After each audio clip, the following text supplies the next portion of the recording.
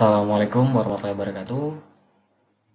Pada malam hari ini kita akan membahas fisik kedua yang berkaitan terhadap potensial listrik dan kapasitor. Masuk ke dalam pendahuluannya. Potensial listrik dan kapasitor adalah konsep dasar dalam kelistrikan yang berperan penting dalam teknologi. Potensial listrik yaitu energi potensial per satu muatan, memungkinkan aliran arus listrik yang menjadi dasar kerja perangkat elektronik seperti TV, radio, dan komputer, dan lain-lain. Kapasitor adalah komponen yang menyimpan energi dalam bentuk muatan listrik. Terdiri dari dua plat logam yang dipisahkan bahan elektrik. Kapasitor menyimpan muatan saat diberi tegangan. Itu dia fungsi yang mencakup menstabilkan tegangan. Dan secara definisi, potensial listrik adalah usaha yang diperlukan untuk memindahkan muatan positif sebesar satu dari titik tak terhingga ke suatu titik tertentu. Potensial listrik juga dapat diartikan sebagai energi potensial listrik per satuan muatan uji. Lihat gambar tersebut. Oke, next. Nah,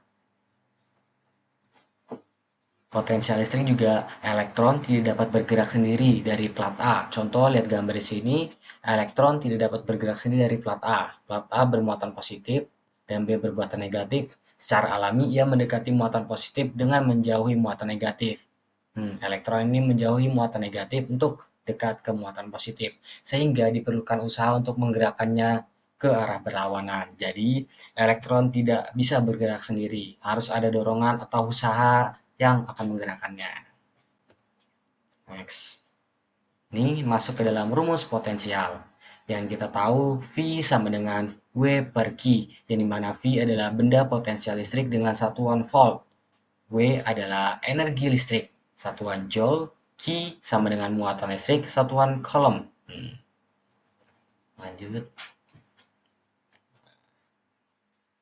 Nah, untuk usaha persatuan muatan untuk memindahkan muatan dari titik B ke titik A disebut potensial listrik. Rumusnya dinyatakan sebagai berikut ini.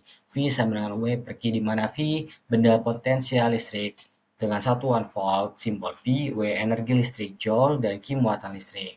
Nah, ini bisa lihat di sini ya. Penerapannya potensial listrik, yaitu untuk perangkat medis dan teknologi kesehatan, pengukuran medan listrik dan teknik elektro dan kapasitor dan penyimpanan energi. Bisa dibaca, saya di pause ya. Nah ini contoh soalnya masuk ke kapasitor. Apa sih kapasitor itu? Kapasitor adalah komponen elektronik yang menyimpan dan melepaskan muatan listrik. Terdiri dari dua konduktor yang dipisahkan bahan elektrik. Kapasitor mengakumulasi muatan saat diberi tegangan.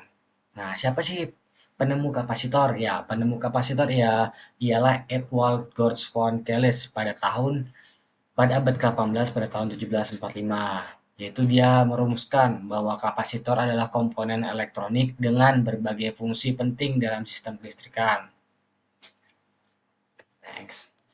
Apa saja fungsi kapasitor? Yang pertama, menyimpan muatan listrik atau kapasitasi. Yang kedua, sebagai filter atau penyaring dalam rangkaian power supply. Yang ketiga, berfungsi sebagai konduktor dalam rangkaian arus bolak-balik atau AC, alternating current. Berbeda dengan arus arah, kapasitor bertindak sebagai konduktor dalam rangkaian arus bolak-balik atau alternating current. Dan masih banyak lagi fungsinya. Nah, bagaimana sih prinsip kerja kapasitor? Yang pertama, lihat dari gambar ini, yaitu sebelum adanya muatan pada kedua plat, bahan dielektrik memiliki dipole acak sehingga bersifat isolator. Nah, pole acak ini yang bersifat isolator. Dan setelah plat bermuatan yang menghasilkan medan listrik, setelah plat diberi muatan yang menghasilkan medan listrik, muatan pada elektrik terpolarisasi oleh medan listrik. Muatan positif perlahan-lahan menuju plat negatif dan muatan negatif ke plat positif sebaliknya.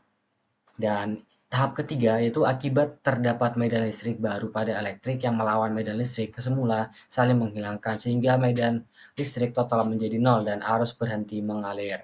Oleh karena itu dia sudah ke titik positif dan negatif, arus sudah tidak ada lagi dan arus sudah mulai mengalir. Nah, ini jenis-jenis kapasitor. Secara umumnya itu ada dua, kapasitor bernilai tetap, yaitu kapasitas tetap dan tidak diubah-ubah. Yang kedua, kapasitor variabel, yaitu kapasitor dengan kapasitas dapat berubah-ubah. Ini jenis-jenis kapasitornya. Ini. Ini penerapannya, ini rumusnya. Oke, saya tutup. Seperti kapasitor penyimpan energi, simpanlah ilmu sebanyak mungkin untuk dilepas saat dibutuhkan. Mungkin itu saja penyampaian materi pada malam hari ini. Apabila banyak salah kata, kurangnya, dan saya mohon maaf yang sebesar-besarnya. Sekian dan terima kasih. Wassalamualaikum warahmatullahi wabarakatuh.